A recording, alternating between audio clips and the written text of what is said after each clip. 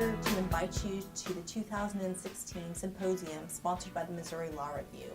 The title of this symposium is A Future Without the Administrative State. Administrative law, again, touches every area of law as we know it, from environmental law to healthcare law. And second, it will look at these sorts of areas of law that are taken as a given in the casebook and analyze them against the constitutional framework, against what the founders thought, and this analysis will take place by some of the best and brightest legal minds in the country.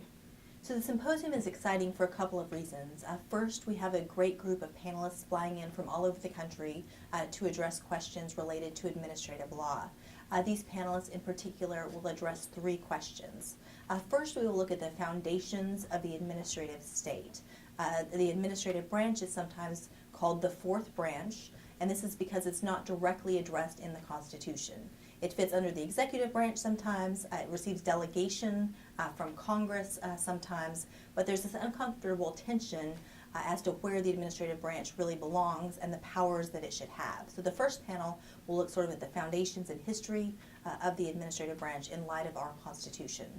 The second panel will look at the question of judicial review. So under administrative law, agencies, when they are entrusted with the interpretation of a statute, are granted deference in the courts of law. So this panel will address what does it mean to grant deference, and is that appropriate in light of our constitutional separation of powers.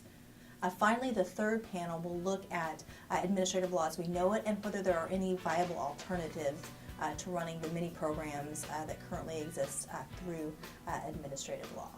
Finally, I would just encourage each of you to come to the symposium this year. It will be a great time of looking at the law in light of the constitutional boundaries, and your presence will be greatly appreciated.